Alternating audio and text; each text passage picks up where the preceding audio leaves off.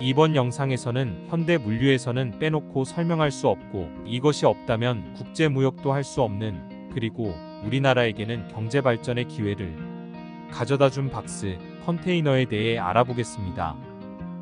18세기 후반 영국에서 석탄을 운반하기 위해 마차 뒤에 연결해서 사용하던 나무 박스를 컨테이너라 부르게 됩니다. 이후 철도가 놓이면서 열차에서도 사용되기 시작하죠.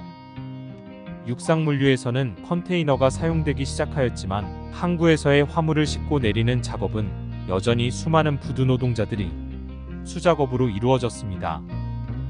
이에 따라 배 한 대의 하역 작업만 일주일씩 걸리고 하역 순서를 기다리는 배들과 육상의 트럭, 기차들은 긴 시간을 아무것도 못하고 대기하며 기다리게 되고 화물선들은 한 달씩 항구에 묶여있기도 했습니다.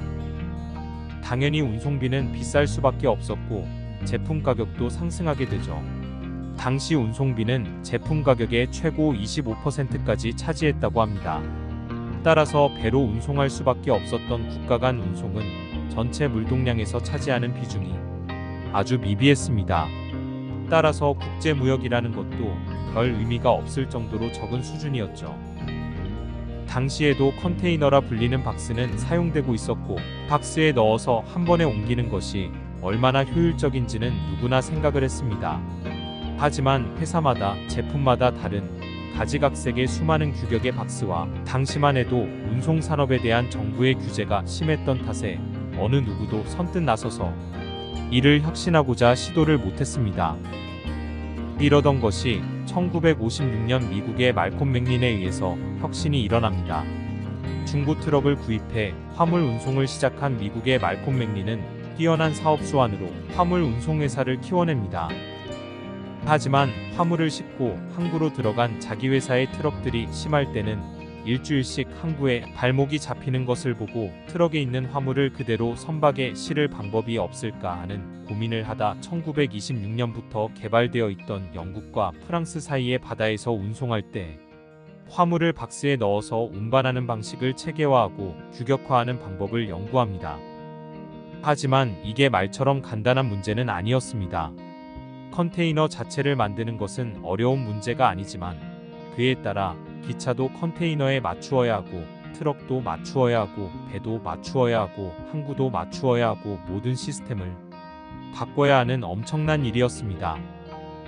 당시로서는 큰돈인 2200만 달러를 은행에서 빌린 말콤 맥린은 직접 시랜드라는 해상운송 회사를 차린 뒤 2차 대전 후 군대에 남아도는 유조선을 저렴하게 구입한 후 컨테너를 실을 수 있게 개조를 하여 아이디어렉스호라 명명하고 당시로서는 인류항만이 아니었던 뉴욕의 뉴워크항을 일부 임대해 컨테이너 선적을 위한 시설을 만듭니다. 이렇게 준비를 한 말콤 맥린은 드디어 1956년 4월 26일 마침내 첫 컨테이너선을 띄워 뉴워크항에서 텍사스 휴스턴 항구까지 35피트 컨테이너 58개의 운송에 성공합니다. 그리고 정산을 해본 결과 당시 평균 톤당 5.8달러였던 운송비는 15.8센트로 떨어집니다.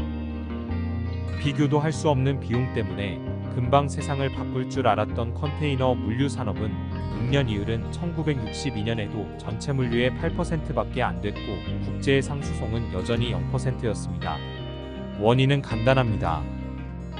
화물을 보내는 항만뿐 아니라 화물을 받아서 하역할 항구들도 모두 시스템이 갖춰져야 하고 그 지역의 트럭이나 기차들, 창고들도 모두 바뀌어야 하지만 그것이 안 되어 있던 겁니다. 모두 혁신적인 시스템인 것은 알았지만 모든 시스템을 바꿔야 하는 막대한 비용과 일자리가 없어지는 것을 두려워하는 부두 노동자들의 강력한 저항으로 쉽게 확산은 되지 않았던 겁니다. 시간이 흐르며 각 지역 2, 3위 항구들의 생존 전략으로 투자가 이루어지고 노조와의 갈등도 1960년 기계 근대화 협정을 통해 컨테이너 세금 같은 것을 만들어 노조에게 지급하기로 하면서 타협을 이끌어냅니다. 이제부터 말콤 맥린의 시랜드사는 큰 돈을 벌 것 같았지만 회사는 계속 적자 상태였습니다. 시스템이 갖추어지기 시작하자 후발주자들이 시장에 뛰어들게 되고 특별한 품질 차이가 없기 때문에 결국 가격 싸움을 할 수밖에 없는 출혈 경쟁이 업체들 간에 벌어지게 됩니다. 그러다 시랜드사에게는 커다란 기회가 컨테이너 시장에는 세계의 주류로 자리 잡는 기회가 발생합니다. 월남전 때 미군은 군수물자 물류 때문에 많은 어려움을 겪습니다. 미국 본토에서 지구 반대인 베트남까지 배로 실어 나르는 것도 어려운데 항구에 내린 군수물자들이 바로 전장으로 가지 못하고 한 달씩 항구에서 지체가 되고 분실 또한 무시할 수준이 아니었습니다. 대책을 마련해야 하는 국방부는 말콤 맥린의 컨테이너 시스템으로 해결책을 찾습니다. 컨테이너 덕분에 전시물자 보급은 신속하게 이루어졌고 자연스럽게 도난까지도 사라지게 되었습니다. 적자에 허덕이던 시랜드사는 다시 활력을 찾았고 이때 해군의 요구사항에 맞춘 컨테이너 규격이 자연스럽게 세계 표준으로 자리를 잡게 됩니다. 미국 본토에서 베트남까지 싣고 온 군수물자를 내려주고 빈 컨테이너로 돌아가던 시랜드사는 아이디어를 내서 당시 제조업 강국이던 일본을 들러 미국으로 가는 수출화물을 수송함으로써 추가적인 소득을 올리게 됩니다. 이 일을 본 일본은 자연스럽게 사기업이 아닌 국가적인 차원에서 컨테이너 시스템에 대한 투자를 하고 해운 물류에 뛰어들게 되며 이제 경제 개발을 시작하려는 옆 나라 대한민국도 이를 받아들이게 되면서 수출의 날개를 달게 됩니다. 저렴해진 해상 운송 가격으로 국제 무역은 활기를 띠게 되고 저렴한 저부가 가치 경공업 제품들은 컨테이너에 실려 전 세계 바다를 누비기 시작합니다. 우리나라를 포함하는 신흥국들은 가발이나 의류같이 부가가치가 낮은 제품밖에 수출할 게 없었지만 컨테이너의 수혜를 받고 본격적인 경제 개발을 시작하게 됩니다. 컨테이너 같은 저렴한 운반 수단이 없었다면 신흥국들은 다른 나라로의 수출은 생각도 못했을 겁니다. 그리고 선진국들은 저렴해진 운송비 덕에 부가가치가 적은 저렴한 제품들을 우리나라같이 신흥개발국들에게 외주를 주어 국제분업이 이루어지며 서플라이 체인이 자연스럽게 만들어지게 됩니다. 일본과 우리나라뿐 아니라 대만, 홍콩, 싱가포르가 컨테이너 시스템의 가장 큰 수혜자가 되어 급속한 국가 발전을 이루어가며 일본을 제외한 4개 나라는 이때부터 아시아의 4마리의 용이라는 이름으로 불리게 됩니다.